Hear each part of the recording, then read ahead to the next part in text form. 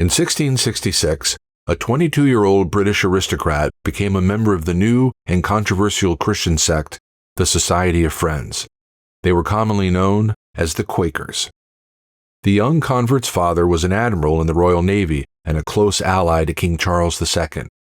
6 years earlier, Charles had restored the British crown to power and the Church of England to her position as the nation's official church. The king viewed the Quakers as a threat to the order of the realm. Across England and Europe, the admiral's son traveled with founding Quaker George Fox and wrote the first detailed account of Quaker belief.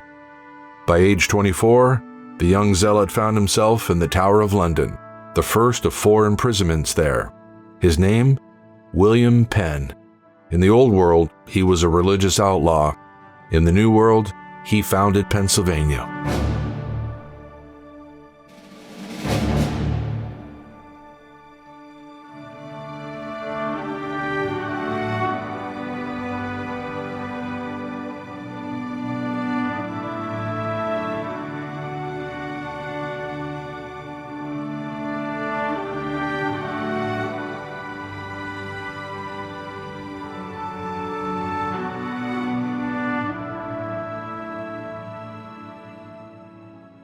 Rejecting all formal religion, Quakers gathered in meeting houses.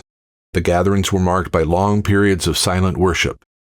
Quakers held that each believer bears the inward light of God's Spirit. Anyone could break the silence of a meeting and be a messenger to the friends gathered there. In the late 1600s, tensions were high between Charles II and the English Quakers. William Penn, a regular target of persecution, envisioned a solution. The Quakers, he offered, would emigrate to America. In 1681, King Charles granted Penn a charter for a massive stretch of land north of Maryland and made him proprietor. In effect, he gave Penn the greatest land stake in all of America. The king did so partially in payment for debts owed to Penn's late father, William Penn the Elder. Soon afterward, Penn traveled to America, where he forged a treaty with the natives and began buying up tracts of the designated land. Penn wanted to call the colony New Wales, or Sylvania, the Latin term for forests or woods.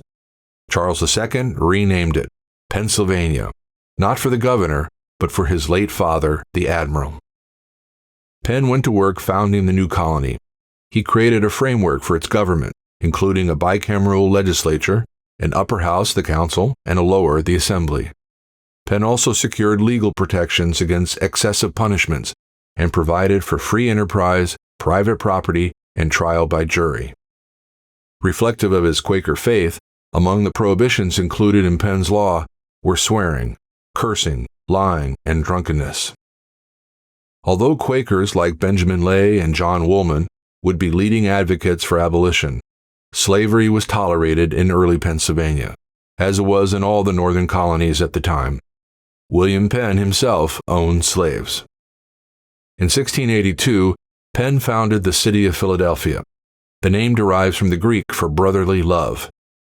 In 1684, William Penn faced the onset of a protracted legal battle. Charles Calvert of Maryland, also known as Baron Baltimore, disputed the southern border of Pennsylvania. The battle would continue on for more than 80 years. It was not finally settled until 1767, when the Mason-Dixon line was set as the boundary between Pennsylvania and Maryland.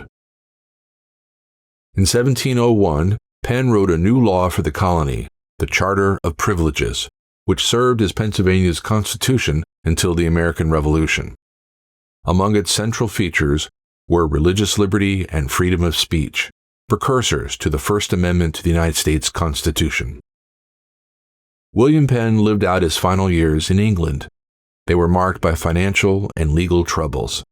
In 1718, a stroke robbed him of the ability to speak. Penn died from a second stroke that same year. He left the world penniless, but his legacy is rich. In 1775, Penn's Quaker successors organized the first convocation ever held for the abolition of slavery. The abolitionists convened in Philadelphia, the city Penn founded. 1 year later, 1776, the founders, having gathered in Philadelphia, declared America's independence from Great Britain.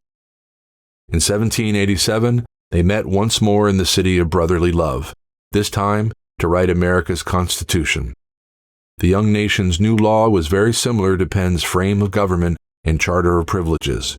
In 1788, the American states ratified it. In 1863, the North named its largest training camp for black soldiers, Camp William Penn. It was located in Philadelphia and operated until the end of the Civil War in 1865. In 1894, Philadelphians crowned their city hall with a statue of William Penn. His bronze image weighs more than 53,000 pounds. At 37 feet high, it is the tallest statue on top of any building in the world.